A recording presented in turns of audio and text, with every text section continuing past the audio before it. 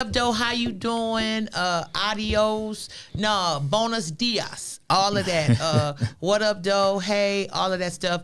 You listen to the Lavish and COCO podcast. Yet, once again, we done tapped in. We've been blessed to be here in this space. And we have an amazing, amazing guest on the show with us today. Yes, it's Tuesday. It's Tuesday. We just running a little bit behind. Just a little bit, but we was getting everything together for you guys. And it was my fault. I was in mama mode. I was definitely in parent mode. We have an amazing guest that's hanging out with us today. And amazing sister friend, an amazing woman, and all of those things. Attorney Alicia Martin, Esquire. Good afternoon. Hello. All of that. So, before we get started in the show, because I want to get this, and you never get this part out the way. On last week, the world, and I'm going to say the world because this man definitely touched the world. We lost we did. We lost an amazing man. Bodyguard to the stars, protector of all, just a great human being. Some of us called him Ox. Some of them called us Hulk.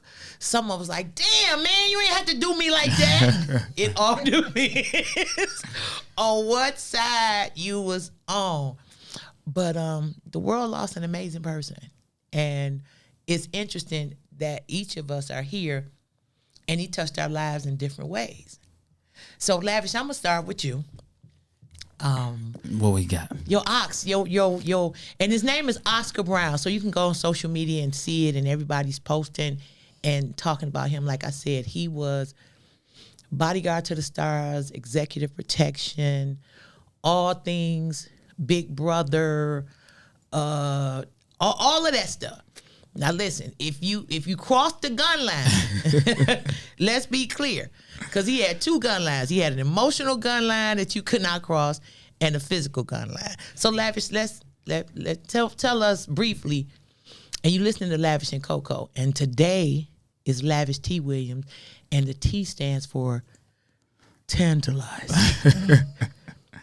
Well, you know, I met Ox literally 20 years ago this year. In 2002, I met him at the Powerhouse. It wasn't the Highland Park Powerhouse. I was at the Rosedale Park Powerhouse. On Grand River. On Grand River. Okay. That's where I met Ox at. Didn't know anything about him, but I was doing an exercise and I was doing it wrong. Yeah. I was doing the workout. I was doing it wrong. And Ox came over and told me, you know, how to do it. And I was like, oh, okay. Not knowing anybody at the gym. Right. That was the only person I knew. Okay. So it was like he wasn't a trainer and he wasn't my trainer type of guy. However, I'll always run to him and be like, so what you think I should do next? You know, I was trying to do this. And you know, Ox, he'll tell me, man, what to do. So then fast forward to time, me knowing Ox, I knew he was doing security, and I'm a biker, so we was riding crotch rockets, and we'd be downtown. Now, at this time, being a security guard, it was pretty cool. It was a lot cooler than it is now, because if you knew the security guard, you were good. Yeah. Everybody made relationships with the security guard, and at this time, the security guard, especially like at the River Rock, Franklin BC's, and you know, all those other clubs down there. Was hanging. Yeah. You know, you can pull up out there and you'll see the security guards hanging outside the door, but they was kicking it, which it was like a big old party. Unlike it is now. You got some security guards that's still cool, but being a security guard was more than just, hey, you know, you're gonna start a fight, you're gonna get beat up and bounced out by one of those guys. So I knew Ox from there as well. Then when I transferred from Rosedale Park to Highland Park. To the best powerhouse. Yeah, to the original city. Powerhouse. The original. The original and you powerhouse. You know what we call that gym, right? What's that? Mecca. It's Mecca, and it's cops and convicts. That's what we. Don't forget the dancers. Well, that go under one of the categories. Either the yeah. So that's so when we was at Highland Park Powerhouse, man, we actually jailed real thick. And then every time he needed his car towed, he'll call Lavish. Outside of that, one of the last things that me and Ox was working on, and I didn't get a chance to really share it to the world because it was still in the works, but he was helping me with the Lavish executive protection. Okay. To do the security company thing, and it was going to be kind of like a joint venture. Wow. My name, his resources, and we're going to combine it and come together. He was schooling me about a lot of the executive protection and security and how it works by telling me I don't need actually 50 guys myself. It's just you need to be in the network to know the 50 different guys. Yeah. And that's the last thing as far as business that me and Ox was talking about outside of me seeing him at the gym. He was part of the early morning workout crew at the Powerhouse. Yeah, that 4 a.m. crew. Yeah. So, Lavish, you have to, because of how Ox impacted your life, you got to follow through with the Lavish executive protection. You got to do it. And the thing about it is that he had the knowledge, the security part. I had the business part, and being tied in with him was going to be that extra. Oh, okay, we really out there, but him being gone now. You listen, but as God works things in such an amazing way, we say mysterious and all of that. On the show today, we have attorney Alicia Martin, Esquire. So her and Ox had a wonderful relationship, and she's an attorney, so she could help pull all of that part together. So, Alicia, I know you got so many memories of Ox. I know you got amazing memories. And yes, we can be emotional. You listen to the Lavish and COCO podcast, we got a guest, but we have to honor our friend, Oscar Brown, a.k.a. Ox, a.k.a. the Incredible Hulk, and all of that stuff. So, Alicia, I know you got a memory. Yeah, man. Ox was, he was big brother. He was protector. He was substitute trainer. So, when I met Ox, I was training with Alicia. Okay. And she was my personal trainer, and I was, really embarking on this weight loss journey. I used to be like 380 pounds. And, I God bless me, I was able to lose 130 pounds with just altering my diet and working out, and Miosha, was teaching me at the time, how to work out, and I was going to the gym twice a day. But Ox was her training partner. Okay. So when I came to the gym at 5 o'clock in the morning, I got her and Ox. Oh, whether baby. I wanted it or not. Oh, baby. And Ox just latched on to me. I was resisting at first. And then, a couple times, Miosha couldn't make it. And she'd be like, oh, Ox got you this morning. And I'd be like, oh, my God. Because when you get Ox instead of Miosha, you getting extra, double. We be doing whatever. And he'd be like, how many was that? And I'll be like, Ox, I know you know how to count. It was just do 5 more. Just do 5 more just in case. It was that kind of thing. But as I got to know him, I came to know that we knew a lot of the same people. Mm-hmm. He used to do some work up in Flint, so he knew a lot of the people in Flint that I had grown up with. And I would be posting on Facebook, and certain people would comment, and then Ox would comment to them. And I would be like, how do you know everybody that I know? And he would always say, because I was here first. Just keep, don't ever forget, I was here first. So, yeah, Ox had overcome so much, with his health and just adversity after adversity, we overcame. We came through a lot together. We comforted each other in grief a lot of times when we lost loved ones. We did a lot of things together to fight. Ox was a fighter and he was a protector all the time. Oh people, my gosh. In the gym, people love to come up to you and try to find an excuse to make conversation, telling you you're doing this wrong, or compliment you in a real creepy way. Yeah, while they looking at the sweat between your thighs or something like that. Right. Yeah. And Ox will always be there in the cut, like, leave her alone. She's focused. She's working right now. I need you to go find something to do. You know, so he was a protector in every way, a big brother to me, and my life will never be the same.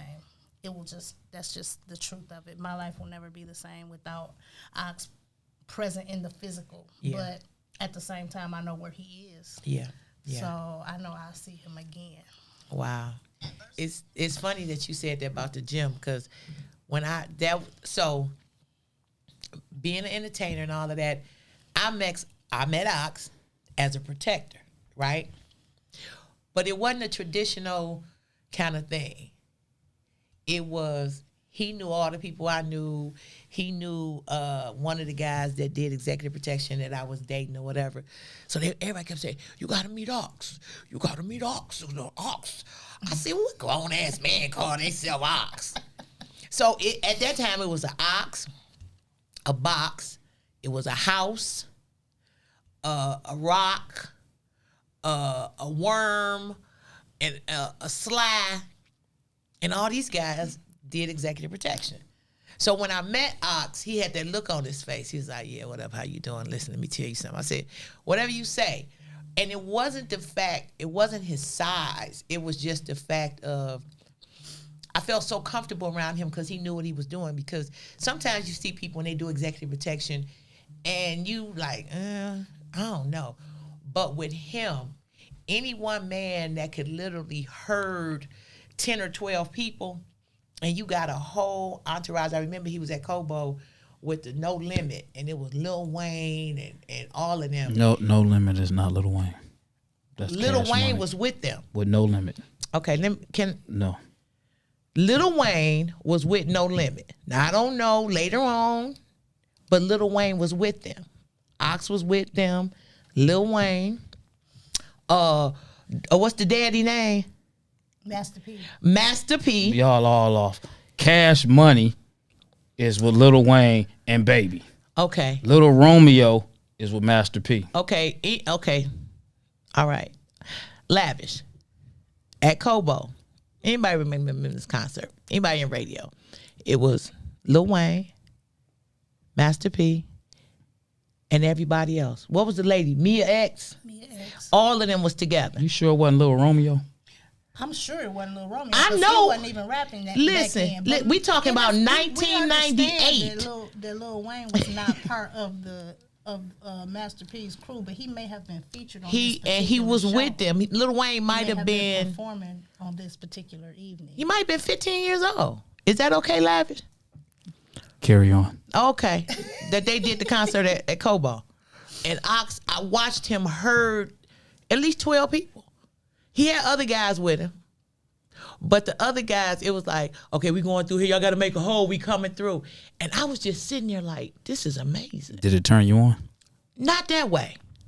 And I am addicted to power, but it didn't turn me on that way. It just made me have an appreciation for who he was. And when I would come to the club and we did parties and radio and comedy shows and all that stuff, his presence, like he would walk up behind me like, you good.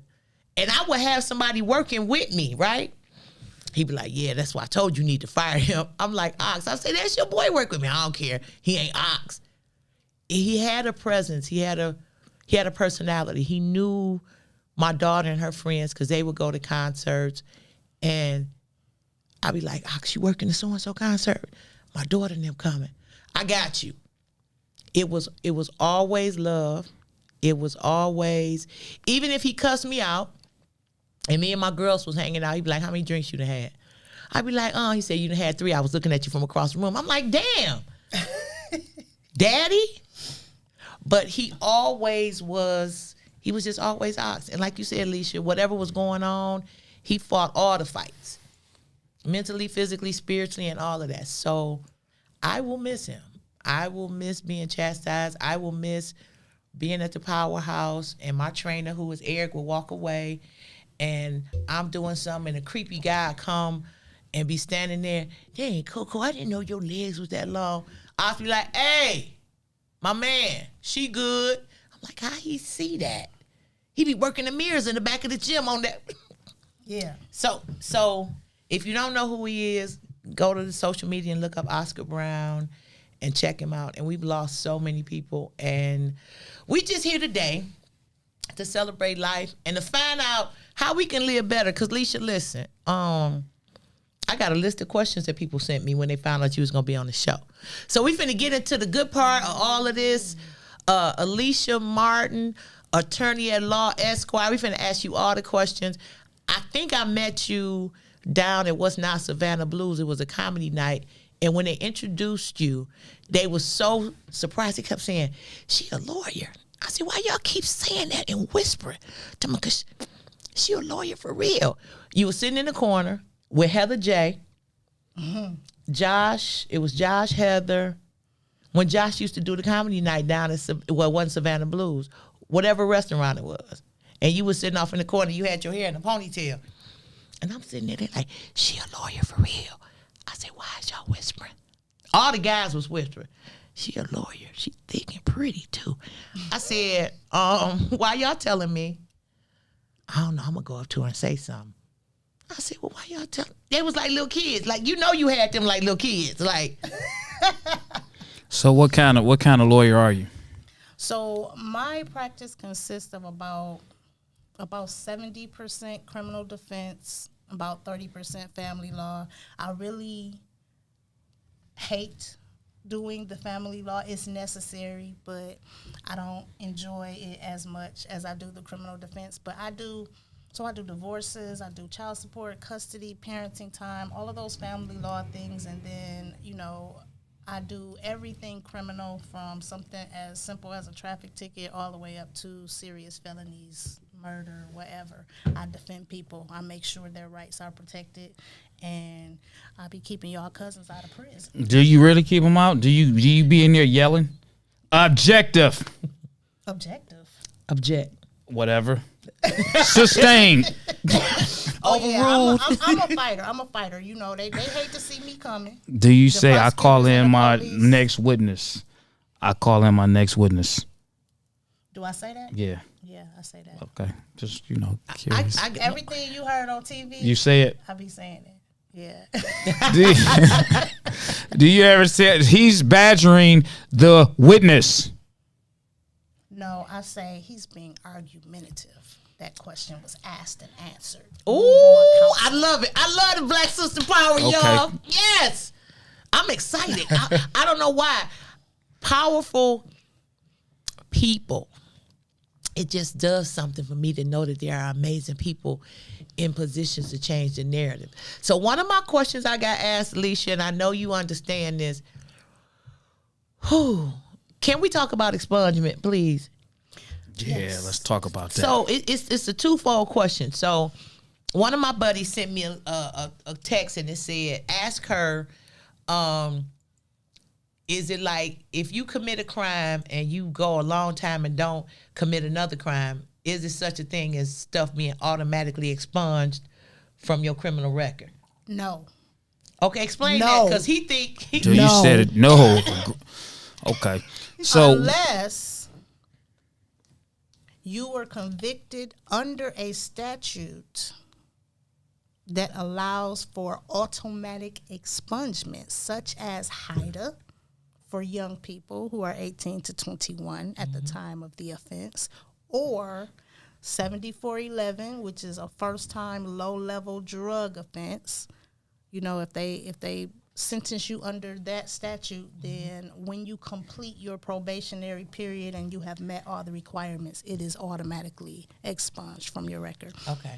Other than that, and 7694A, which is for domestic violence. That is the statute for domestic violence that allows for expungement after the probationary period is complete and all the qualifications are met. But if it's not a part of your sentence agreement, do not expect that it is automatically coming off of your record, because that is not a thing that happens. Automatically is not even a word in the criminal justice system. Nothing happens automatically.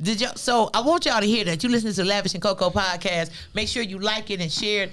Ain't no such thing as automatic. If it's something that has been done, you have to go through the expungement process and make sure it is taken care of. How many expungements does a person get, and what type of things can't be expunged? Okay, let's talk about it. Please. So, prior to the Clean Slate Act being passed, you could only get one expungement, and you could only have had one felony conviction. So what the Clean Slate Act did was expand upon expungement to make it where you can now expunge up to 3 felony convictions. Got a question. When you say convictions, the conviction is the case or the charge? The conviction is the conviction. So you Convicted you are of 3 charged- crimes? Yes, you were convicted, meaning you were either found guilty or you pled guilty, and you were sentenced to something, whether it was probation, jail, prison, whatever.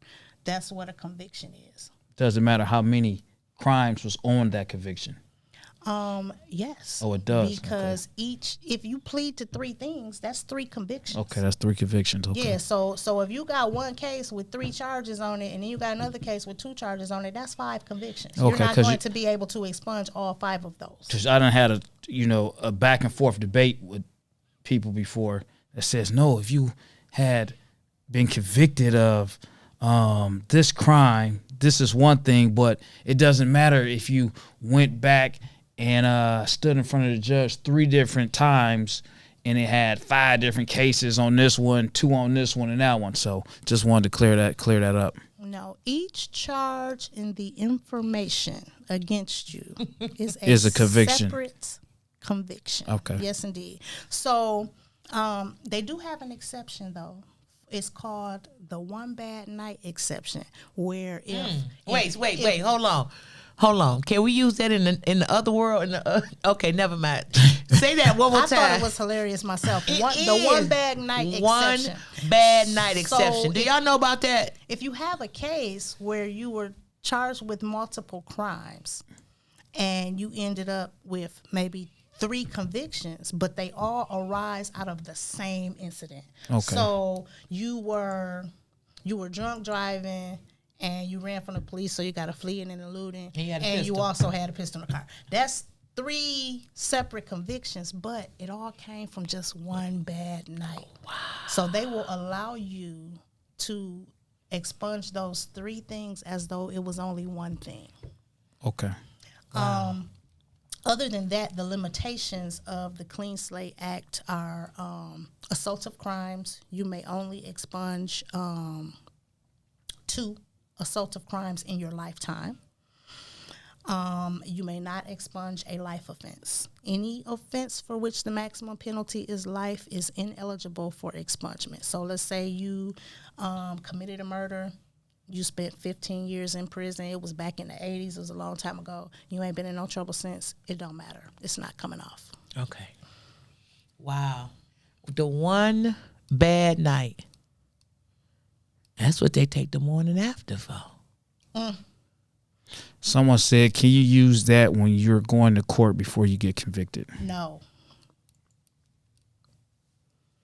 So I got about 17 more questions. So listen, you listening to the Lavish and COCO podcast. We have attorney Alicia Martin, Esquire, and we are picking her brains because I don't know a lot about law.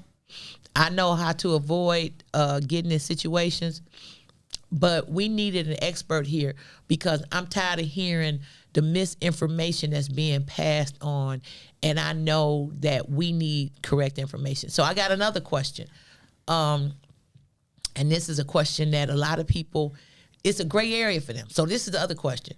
A person that has a CPL, that is a CPL holder, can they also carry a licensed marijuana card as well? So can you be a CPL holder and have a marijuana card? Because it's been a lot of conversation, and I recently read something that based on whatever, and I didn't understand it, but it was basically saying you can be a licensed marijuana card holder and a CPL holder. So my question was like, well, wait a minute. I didn't know at first that you couldn't be both. But then when I started thinking about people that I know, I said, okay, they're a CPL holder and they'll buy recreational marijuana, but I just needed to know, could you have a CPL and be a licensed marijuana card holder? So this is, as you said, a gray area. Okay. And I'm going to tell you why.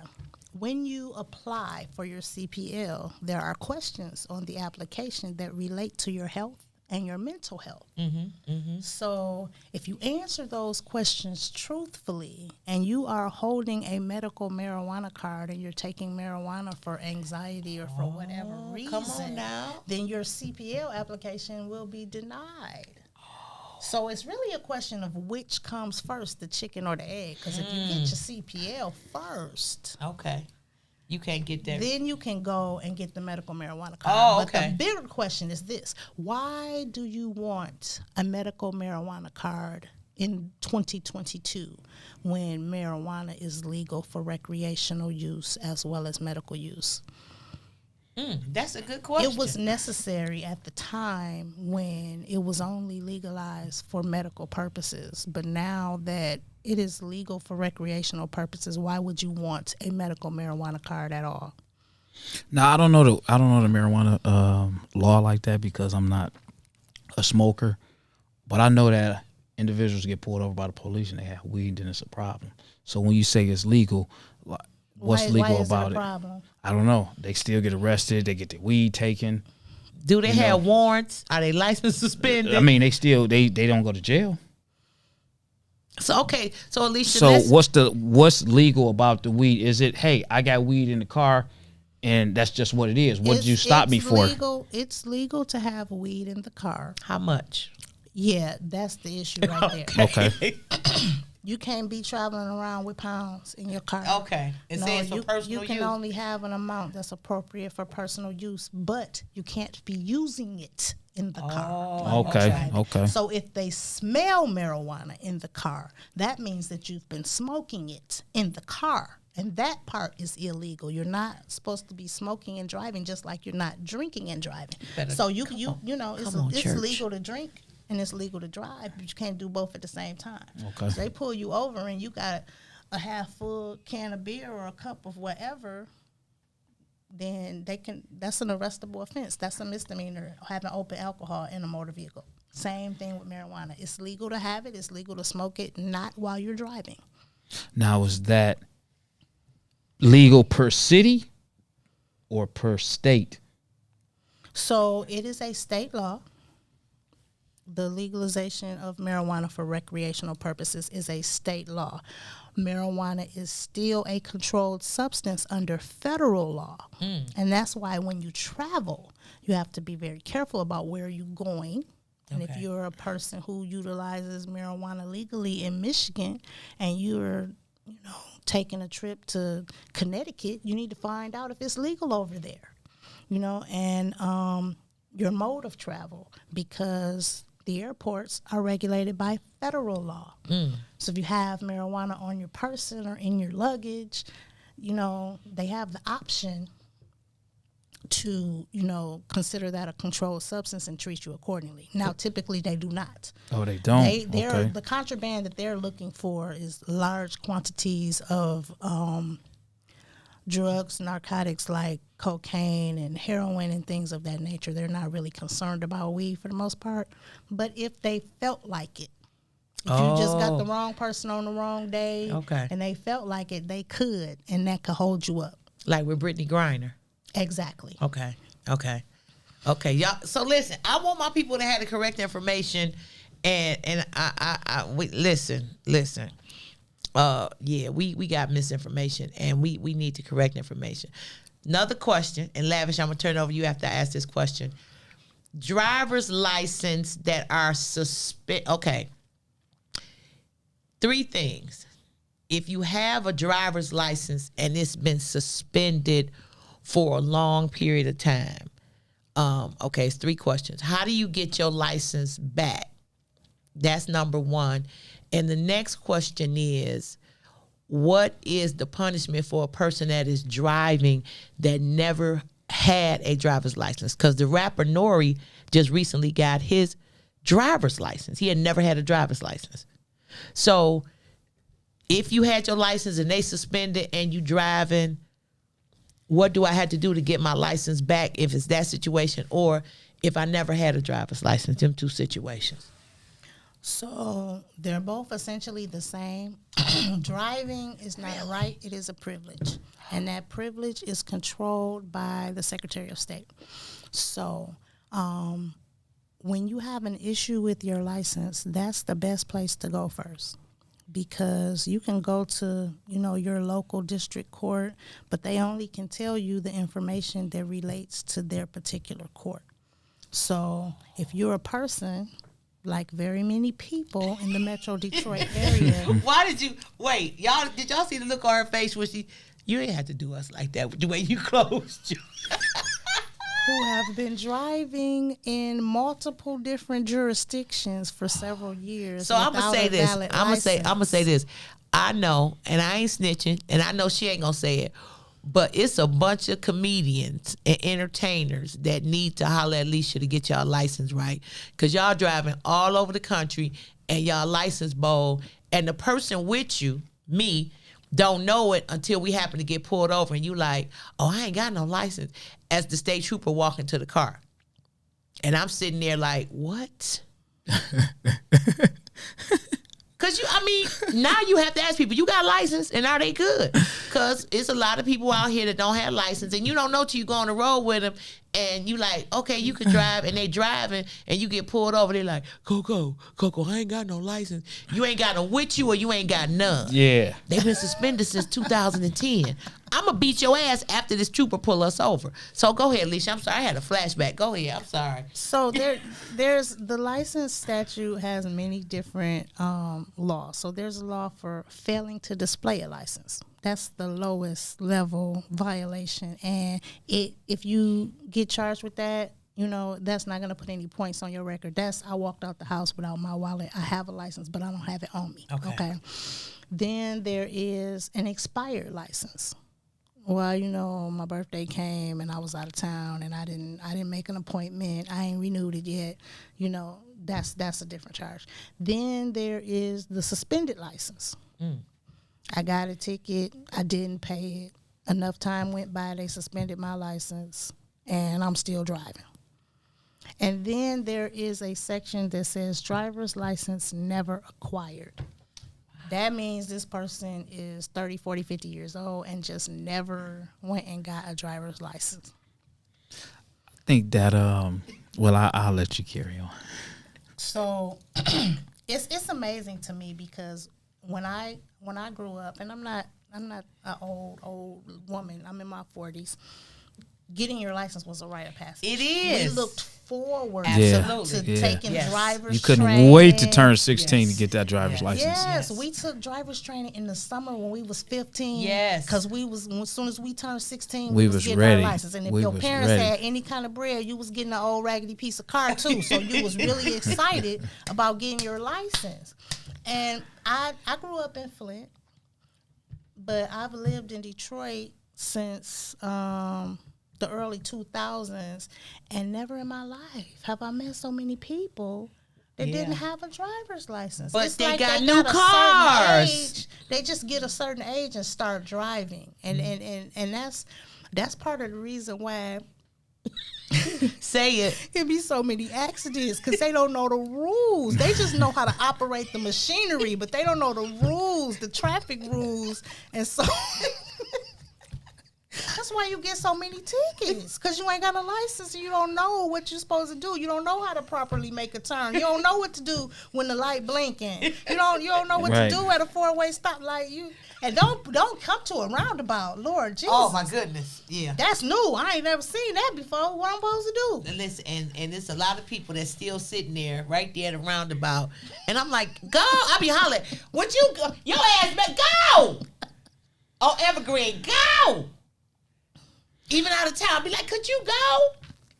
So let me ask you this question in the legal system, because me personally, Why he all serious though? He got real serious. No, because though. I mean, we got her on here, and I mean, we can talk about driver's licenses and all that kind of stuff. We can ask but her anything. I want to go more in depth on stuff that's really taking place that I see in my area, in my community, when it comes down to law enforcement in the African American community. And why do we get treated in such a manner? And then when we go to court, why aren't we really heard? There's a lot of people out here that's not in great financial situations or positions, and they don't really know too much. They're not highly educated, so they don't really have the luxuries of being connected with the right people. And it's some people that grew up, hard times, good people, but they're stereotyped and they're judged and they're put in these positions, and legal problems arise and they come and they occur, and when they go downtown, they're getting treated like dogs. And the public defenders, they're not helping them either. It's a check, another caseload. Those are issues that I have problems with, that I look at. When I see a person that I know, they don't barely have a high school education. They can't think that great. It doesn't mean that they're a bad person. Right. They can walk down the street and they just look not to par. They don't look to par. And they get harassed and they go to jail for petty stuff. I can't think of something to say, but just some of the dumbest things. Even though they might get released, why were they being harassed? I see it, even with these little young kids. You get some of the young kids, they didn't grow up like I did, 80s and 90s, where when we were on the block being bad kids. You got some of these kids that's growing up on the block and they're coming out on the street, but they're real lames, they're nerds. That's the way I address them, but they're good kids. And you have these law enforcement people, man, they come out and they jump out on these kids, man, and they give them a hard time. And if the kids, they shook because half of these kids ain't never experienced the real street life anyway. And then they get thrown in the back of the car and they taken downtown, being pushed through the system, even though they might get out. I look at it and I say, what can we do about things like that? Who really cares? Because when they get out and you make a complaint, it don't go nowhere. Okay, so you just said a mouthful. It's a whole lot to unpack in what you're talking about. But here are some things that I noticed in what you said. You said that legal problems happen, they occur, they arise. That suggests that things happen to you that you don't have anything to do with. And so what I want to say about that is that we as individuals have to take responsibility for the choices that we make, because legal situations occur as a consequence of decisions that we make and actions that we take. So first of all, we have to acknowledge I did something that put me in this situation.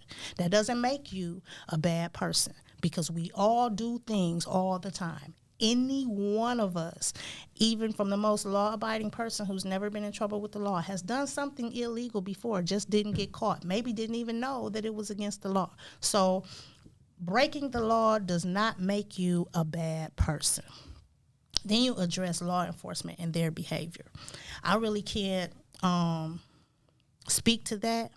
I have good relationships with some police officers who are good people and who police in a responsible fashion. However, as an attorney, I encounter every day police officers who abuse their authority and trample upon the rights of citizens because they think they can. I am the person who holds them accountable for the actions that they take and the decisions that they make. So when I have a client and I'm reading through the police report and I'm looking at the body cam footage and I see that what the officer did was inappropriate, then I don't care what they had in the car. It didn't happen because you didn't see it, because you didn't have no business in their car in the first place. And this is why. And I'm telling that to the judge, and I'm getting the case thrown out because the search was bad or because they didn't have probable cause. You know, I'm holding them accountable for the way they police. Do you have any friends that are bad cops? No. Why would I be friends with somebody like that? My friends who are law enforcement officers are good people. Once I know someone who is abusing their authority, you can't be my friend. I don't like you. I don't like you no more. I like that. And you're not going to like me either, because if I ever get you in court, I'm going to expose you. Everybody going to know you lied. Everybody going to know what you did. It's going to be a public record, and I'm going to make sure everybody know. And so, the good police officers who know me, they respect me, and we're friends. We have a good relationship. And the ones that's not right, they know they're not right, and they go the other way when they see me coming, because they know. I mean, I know we got good officers, and we got a lot of bad officers. Me, I want to speak coming from the car culture and the motorcycle culture. You have officers that stereotype us. They pull up on us, harass us. It's a lot of guys. I mean, we're bikers, but it's a lot of bikers that's licensed CPL holders. Chilling, enjoying, whatever. We ain't doing nothing illegal. Why should we have to fear that this officer that just rides by and see a bulge, which could be a pistol or could be a cell phone, why do we have to feel like, holy moly, intimidated and shocked because a car jumps up, run up on us, grab us, cuff us, and then ask questions? So what was your probable cause? I mean, just because you've seen a bulge, that gives you the right. Something. That happens. I have hundreds. The county of Wayne has hundreds of cases of CCW charges that are just like that. And when I cross-examine these officers on the witness stand, that's one of the questions that I ask, because they have these buzzwords that they use in their report to establish probable cause. Oh, I noticed the L-shaped bulge under his clothing, and things of that nature. And I said, well, did it occur to you that he might be a CPL holder? Or do you just assume every gun is illegal until you find out it's not? You will be surprised how many officers say, yes, that's exactly what I do. When I see somebody carrying a gun, I assume that it's illegal, and I investigate. But does that violate their rights? It doesn't violate their rights, but it's an inconvenience, it's an intrusion, it's an embarrassment. It has happened to me. I'm a CPO holder, and I carry my weapon because I'm a single woman who travels alone at night often, so I represent criminals, so yeah, I carry a weapon. I'm coming out the gas station. I got my weapon on me. The officer coming to me like, you got CPL for that? I kept walking. But that's because I know my rights, and I know that I don't have to submit to interrogation when I'm not in custody. But the average citizen doesn't know that. Say that again. Say that again now. Say that again. You don't have to submit to interrogation when you're not in custody. That's right. So Alicia, let me say this. And y'all listening to the Lavish and COCO podcast. We got attorney Alicia Martin Esquire, and we asking her the questions because we need to know. So how many people, and I know the people that's watching is checking us out now, have been interrogated by law enforcement, walking to their car, walking out of store, picking their kids up from school, and they ask you the questions, and we automatically think because you are law enforcement that you have the right. You can, and we get stuck like, what are you saying? Oh, I don't have this or whatever, and then turn around or whatever, and now you in an awkward situation, and we don't know our rights, and we already feel we at a disadvantage based on the fact of 9 times out of 10 the color of our skin and all of that other stuff. So how do you handle that? How did you handle that he asked you those questions? You say you kept walking. I kept walking. And being that I see both sides of the situation, it frustrates me because they do assume the worst, but some of them feel like that's their job. If I see somebody with a gun, I have to assume that it is illegal until I find out that it is legal. Wow. And so that means they are looking, they have their eyes peeled. These green light cameras, that's what they're for.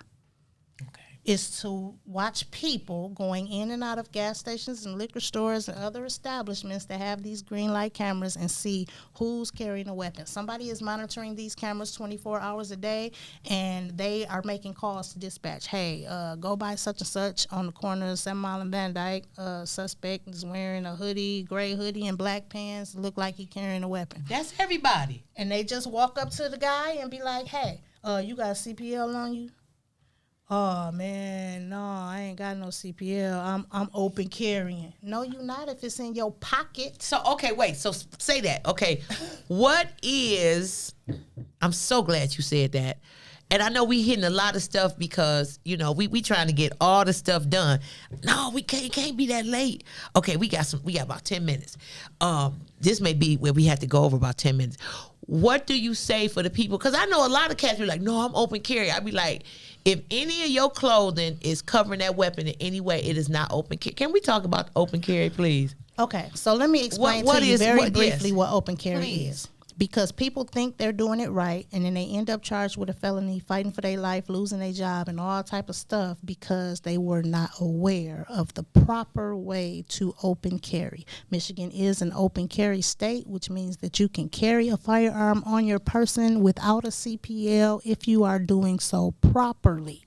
As you said, COCO, no portion of the weapon can be covered by your clothing. If the weapon is in a holster, it can't be the kind of holster that fits in your pocket or under your pants in your waistband. It has to be the holster like in the old West movies. Like they got where in it's Texas. completely on the outside of your clothes. Or leg holster. Right. So that's how you open carry when you're walking around in public. Now, the issue that gets most people in trouble is the transport. Yeah. So you have it in your holster. It's on the outside of your clothes. You go in a grocery store. You come out. Police officer see you. He knows that you're open carrying your weapon and that that's legal. So what he's going to do is position himself to where he can see you when you get in your car to see if you really know how to open carry. He's going to see if you take the time to take that weapon out of the holster, to unload the weapon, including the chamber, to proceed to lock the weapon in a case, put the case in an inaccessible area of the vehicle, which is the trunk, and then put the ammunition in a separate locked compartment, like the glove box or somewhere. Wow. Because that's how you properly open carry transport. I just don't see how that open carry transport, how can it help save my life? It's not about it saving your life. I mean, I'm carrying a pistol to save my life, but if I got to break it down, do this, by the time I get ready to legally enter my vehicle, I'm a target. That's right. And it defeats the purpose. And that's why if you want to carry a weapon for personal protection, it is best to have a CPL. And if you can't have a CPL because you have a felony record that prohibits you from getting one, then you best not be carrying a weapon. Now, what about restoring your gun rights? What about it? Now, they have a law and they have a bill where you can go to the judge, go to the court, and request to restore your gun rights so that you can legally open carry. Is that a question? It's a statement, but what about it? Do you know anything about it? I mean, yeah, that's correct. That is true. It is possible to restore your gun rights after you have lost them due to a felony conviction. Okay. The first step is to expunge the felony from your record. And then the second step is to get your gun rights restored. So one does not automatically accomplish the other. Can you open carry on a bike, seeing that a bike has no doors, but it's also a motor vehicle, but it's also exposed because you're on a motorcycle? Can you open carry on a bike? It is very difficult, but it is possible. The pistol will have to be carried in the same manner as you carry it when you're walking around. So it's going to have to be in a leg holster where it's completely visible. Or if the bike has a trunk, because some bikes do have trunks. Okay. Wow. So I got to, a lot of people want to use open carry like it's a catch-all loophole. I ain't got no CPL, so I'm gonna just use open carry as my loophole, and it don't work because so you might as well just to walk to the store. Yeah. If you walk into the store walking your dog, other than that, is just to say that, hey, I own this pistol and I want you to see it. But if I want to protect my life, if I'm not walking somewhere, is pretty pointless. Precisely. Yeah. Okay. So listen, y'all listening to the Lavish and COCO podcast, and we got Alicia Martin, attorney, Esquire, Alicia Martin on the show. And we were asking the questions because my people perish from lack of knowledge, and we need to have the information. So Alicia, I got a question for you, because I don't know, I've had exchange with law enforcement, several states. I get pulled out of line when I travel, when I'm at the airport. They pull me out of line, and I look over, here come the dog. And I know the reason behind that, because they think plus-size people are carrying. They don't know if these is real breasts or these have cocaine, have heroin. So I get that part at the airport. But I've had several encounters with law enforcement, and I had an encounter with law enforcement. I was pulled over on the freeway, and by the time he got to the vehicle, I had powered all my windows down, took the keys out the ignition, had my hands on the steering wheel, on top of the steering wheel, and all of that stuff. And he walked to the car. He said, "You've been through this before." I said, "No, but it's 5:30 in the morning. I'm on the freeway, and I just want everything to be good for both of us." So he went through this whole thing, and my issue with the way that he handled me was he kept arguing me about the tint on my windows. I say, "Sir, that's factory tint. No, this is illegal tint." He proceeds to go on the passenger side, take his gloves off, take his fingernail, and start scratching my window. I'm cool. I didn't move or none of that stuff. He asked me could he see my driver's license and all that stuff, and I said, okay. Audible. I was real loud. "It's in my bag, and my bag is in the back seat behind the passenger side." But in that instant, I felt so vulnerable, and I felt naked, and I felt afraid because of his approach, his demeanor. He assumed because I had did all the stuff, because when they pull you over, you're supposed to let the windows down, had the interior light on, all of that. And he just assumed that I was a criminal. And I'm trying to go home. That's what I was trying to do. So speak to the people that get pulled over and you panic. How do you make it home from being pulled over by law enforcement? What's the best thing to do, especially for women? That is an excellent question. And I've had this conversation with so many people, people I love, people I know, and also clients of mine. There is no right way. Because just like you said, how you did everything that you thought was right, and that made him think, oh, you're experienced at being pulled over. You're a criminal. So you can do everything right and have that be used against you. So it's all a matter of the person who is pulling you over and what their mindset and what their temperament is on that day, because they be different from one day to the next. So the best thing that you can do is, number one, to comply with whatever they ask you to do. If they ask you to step out of the vehicle, the appropriate response is to undo your seatbelt and step out of the vehicle, not to ask why, not to assert your rights. The proper place to assert your rights is in court. That's what I'm going to do. That's my job. You don't argue with a police officer about your rights on the side of the road. That is not the correct forum for that conversation. What you're doing is you're complying with whatever their orders are, And if you feel like your rights have been violated or what they did was excessive or it was unfair or it was illegal, you make a note of that for a later time, for when you get to court.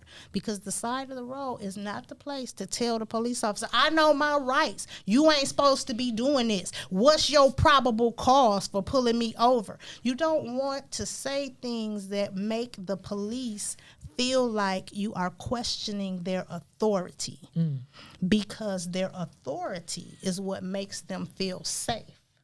I just feel their authority a different way. You're insulting them and you're making them feel unsafe. And when they feel unsafe, they shoot people. But they making me feel unsafe. They tase people. And I get that. I get it. You know, and it's like a catch-22 because you have some officers that go over and beyond for no reason. Yes, you do. If I get pulled over, only thing I want to know, what am I getting pulled over for? Let's worry about why I'm getting pulled over. If you say I was speeding, okay, I don't want to argue with you about speeding, but all this extra conversation that they do, so provoking stuff, I don't want to talk. Just write me the ticket. You don't converse unnecessarily with the officer. You answer the questions that he asks that are necessary, such as, do you have your license, your registration, your proof of insurance? Beyond that, you do not need to have any conversation at all. Where are you headed?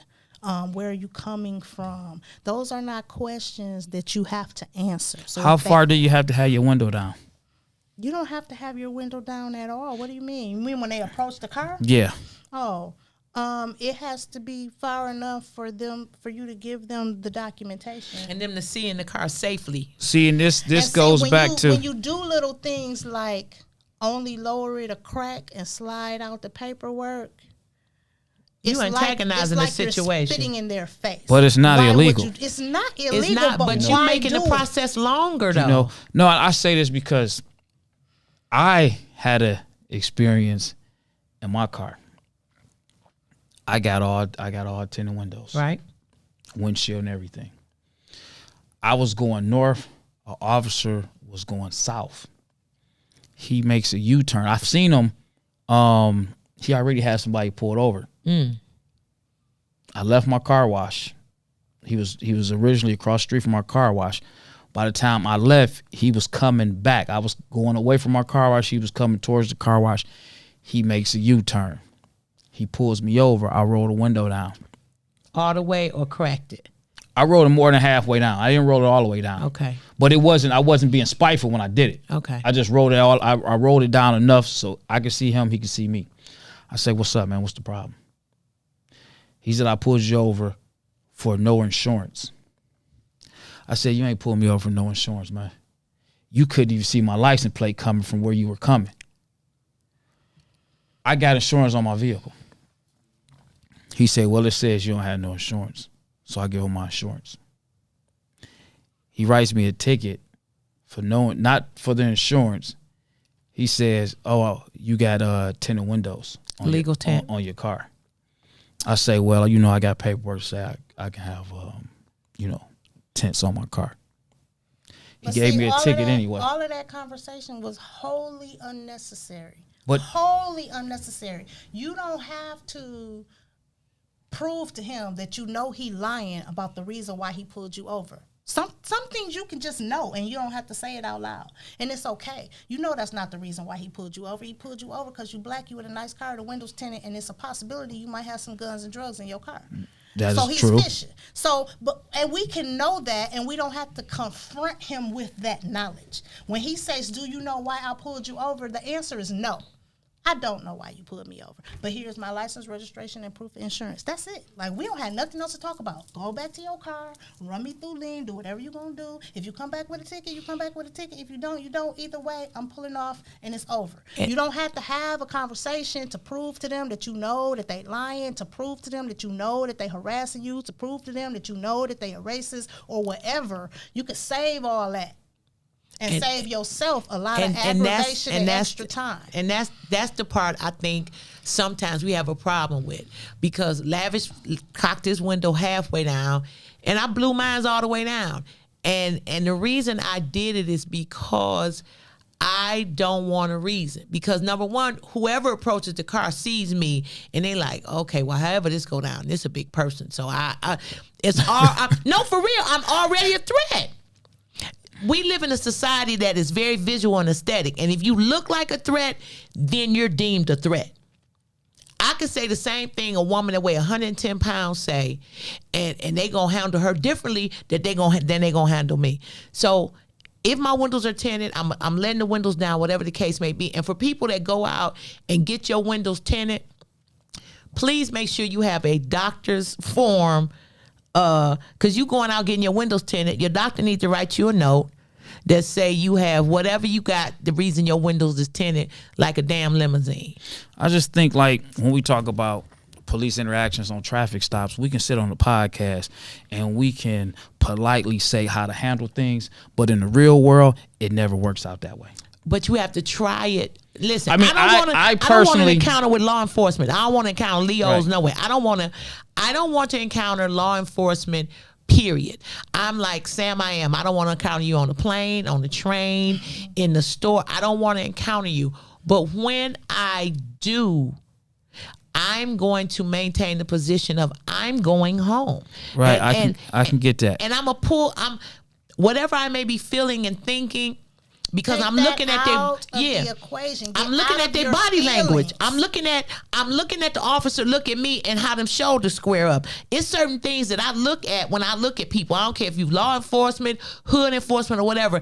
I'm watching your body language, and I automatically know you looking at me toe to toe like this a big bitch, and I'm looking like I'm going home, sir. So I'm going pull back because I want to go home. And like Alicia said, I will live to fight this situation another day. But listen, but I don't even want to say it, but me, I know how to deal with every situation calmly. I don't necessarily like it, but I want to use me with the position that I am in within the city. Mm-hmm. I can move things a little different than a lot of people. So when I do have issues with law enforcement, the few that I might have is taken care of quickly, but that's just me. And everybody not that fortunate. And that's it. Yeah. Everybody is not that fortunate, and that's the problem. Me, Lavish, I have the ease of picking up the phone to call this person or that person and address a problem, and it get quickly resolved. But then you got so many other people in the city that does not have the same mindset. They don't have the same knowledge. They don't have the same education. They don't have a lot of these things. So when they get approached, they're approached out of fear. They don't know what to do.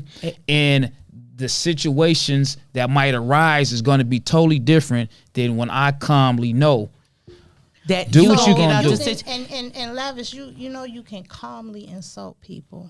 And police, that's what they look for in every interaction. They want to see your attitude and how you're addressing them, and if you're giving them their proper respect of their authority. And so, you know, the way you say what you say means as much as what you say. But this is my advice, my free legal advice to anyone, anytime you are pulled over by the police. Number one, comply. Whatever they ask you to do, do it. It might not make sense. It might not seem like it's legal. In your head, you might be saying, I don't think they can make me do this. Do it anyway. Just do it. And number two is say as little as possible. You don't want to be conversing with them about the weather, how the day is, where you've been, where you're going, any of that.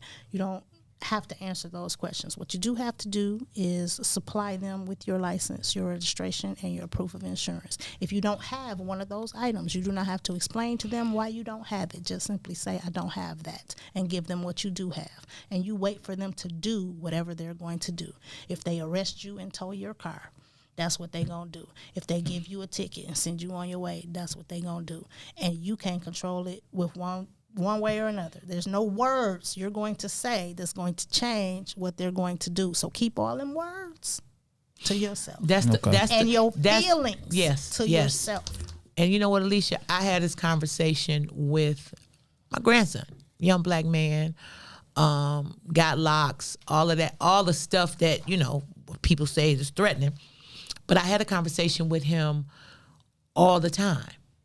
I had a conversation with him quite often. He doesn't live in the city. And I had a conversation with him quite often. And he like, Grandma, I know. I said, no, baby, I have to tell you this because I want to see you. I want to be able to call you and talk to you and all of those things. And no, it's offensive. No, sometimes it's degrading the way we get approached by people in positions of authority. But you have to live to fight another day. You just do.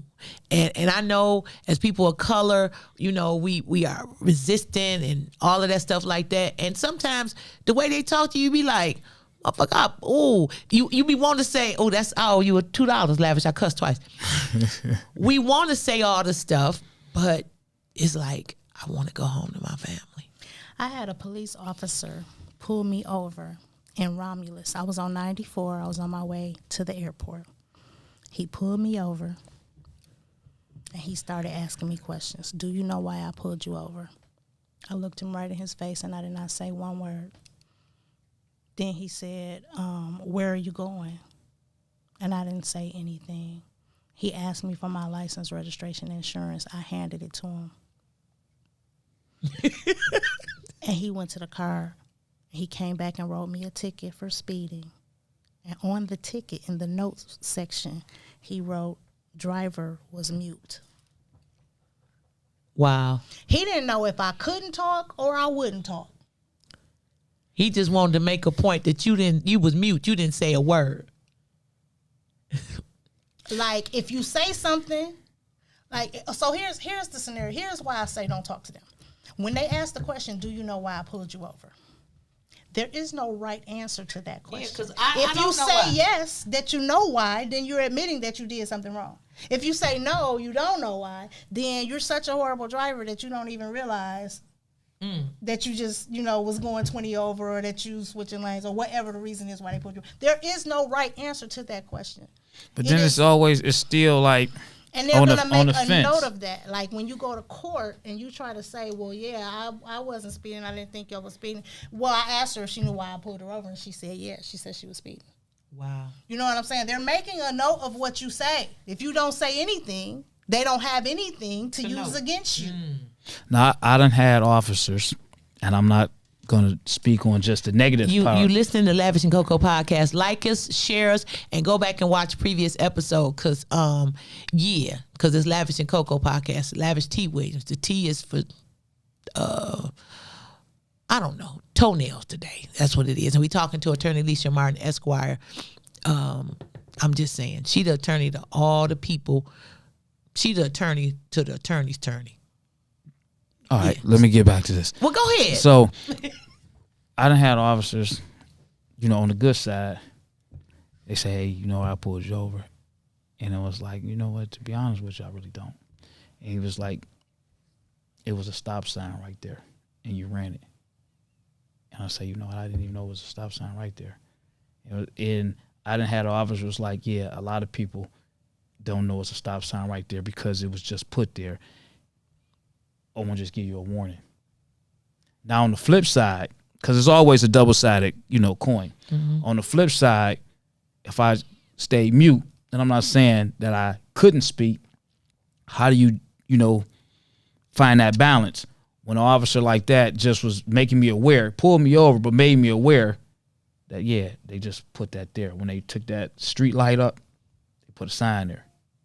Okay. And I just want you to know for the next time, and let me go. So where's that, when you encountered that officer, you felt different. That's true. Than you did when you encountered the officers who was just harassing you. Okay. You know what I mean? So you kind of feel your discernment. Okay. You know what I mean? In That's any a good given situation, we have discernment that we can use. But before we go, I want to say this: police officers are people too. You know what I'm saying? They wake up some morning happy. They wake up some morning sad. They've been cheated on. They got baby mamas, baby daddies. They got child support to pay. A hell of a lot. Everybody else. They have to work overtime sometimes. You know what I mean? So, I respect the fact that I don't live at your house. I don't know what you're going through. Just like you don't know what I'm going through. Right. So I comply with their orders. I say as little as possible. And because I want this encounter to be smooth and as easy possible. and quick, and as a CPL holder, that's another thing I wanted to mention. You have a responsibility to inform any law enforcement officer that approaches you that you are lawfully carrying a weapon. And you have to do that verbally. So typically what I do is when I give them my license, registration, and proof of insurance, I also give them my CPL, and I verbalize at that time that I'm carrying my weapon. I tell them where it is. I ask them if they want to see it, whatever. Because if I tell them, yes, I'm a CPL holder and I'm carrying my weapon right now, and they pull their gun out and be like, where's that? You know what I'm saying? Scared. Like, can you reach it? Is you about to shoot me? No, why would I tell you I had it if I, I'm just letting you know. But they have a right to inspect your weapon too. A lot of people don't know that. So when you tell them I'm a CPL holder and I'm carrying my weapon, they may ask to see it. Or they may ask you where it is. Sometimes they just want to know how close it is to you. It's in the console, or it's in my bag, or, it's on my lap. Right. You know what I'm saying? Because I'm staying ready because I don't want to have to get ready. It's in my hoodie pocket. It's right here in the thaka. It's thaka ready. Oh, man. And I don't want no problem, sir. That's why I put these hands up and everything. We're going to have a pleasant conversation. Are you in a hurry? I'm just blinking my eyes like, sir, come on. Real quick, I get pulled over with two comedians in the car. I'm on my way to Pittsburgh, and I'm driving, right? No, one comedian and this guy was dating. I think that's why we broke up. And we on the freeway, and I see the state trooper. We in Ohio. I see the state trooper make the turn. I put my turn signal on. Because listen, dead ass, I was doing 84 on the 65. Hot. I was hot. Put my turn signal on, pulled over. Let all the windows down. This how you know who you riding with too. I let all the windows down, and you know how you go on the thing and the car goes. Drrr. That's what woke the comedian up. Drrr. He wake up. I said, "Shut up." What's going on? I said, "Shut up, shut up." State trooper come over to the car. He walk around the car so he can see how many people in the car. We having a whole conversation, whatever. This comedian kept trying to make jokes, and the trooper said, "Pardon me, what is he talking about?" And I was like, nothing. So I handed him the stuff. He walked away to go run the car. I cussed him out. I said, if you don't shut your motherfucking ass up. You just cussed again, COCO. I did. I owe you $5. I knew then that I could never go on the road with this comedian again because he's trying to make jokes.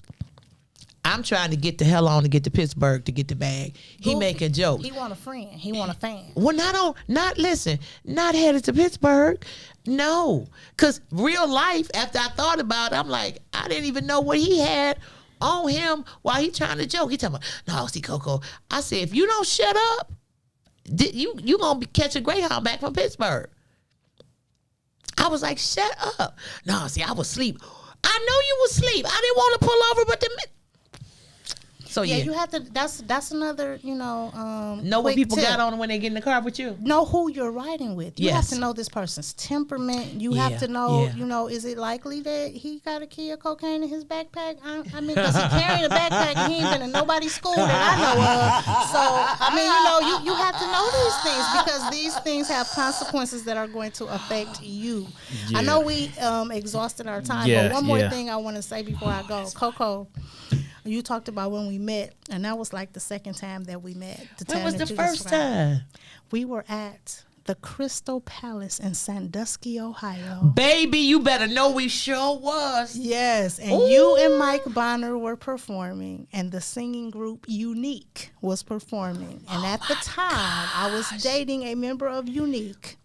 Who shall remain nameless. I was at the show, and that's the first time I met you and Mike. I will never forget because Mike had on this cream colored sweater, cable knit sweater with a high neck, like the Gordon's fisherman sweater, with that big ass head. He was looking like a lollipop. Oh my gosh, looking like a chocolate dum dum sucker or something. With that. Oh, it sure what. Oh, you just took okay. We running short on time. Oh yeah, COCO. we threw Lavish. Don't be getting all strict with me. No, we got it's so much more when we talk about the legal system that I want to go through, but we can't do it all in one show, man. I mean, it's just that my focus when it comes down to the legal justice system is so many of the African Americans in my city that's less fortunate go through so much. And when I sit back and I watch and I see struggling people get caught up on stuff that the next person could have done, and they walk and it's a slap on the wrist or it's overlooked and they get hammered, that bothers me.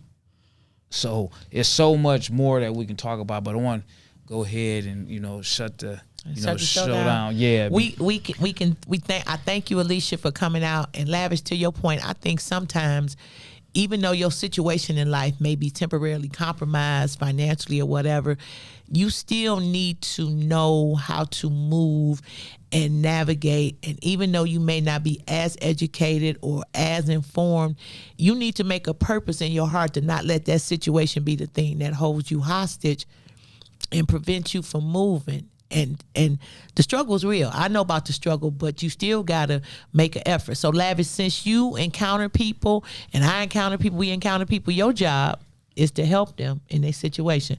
We appreciate y'all listening. He ain't got nothing to say. Lavish and COCO podcast. Make sure you check us out. Like us, share us, DM us, and all that stuff like that. We are still looking for advertisers. If you have a legitimate business and you're looking to be an advertiser, please tap in. I am Ginger Hudson on Facebook. I'm Coco the Comic on Instagram and Twitter.